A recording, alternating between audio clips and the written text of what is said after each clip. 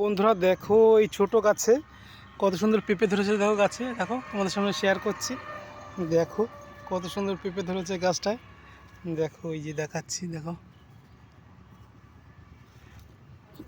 দেখো পেঁপে, দেখো পেঁপে 1 কেজি, একটা পেঁপে 1 কেজি। ছোটো ছোটো পেঁপে দেখো তো, প্রতিটা গাছে পেঁপে আছে, দেখতে পাচ্ছ দেখো।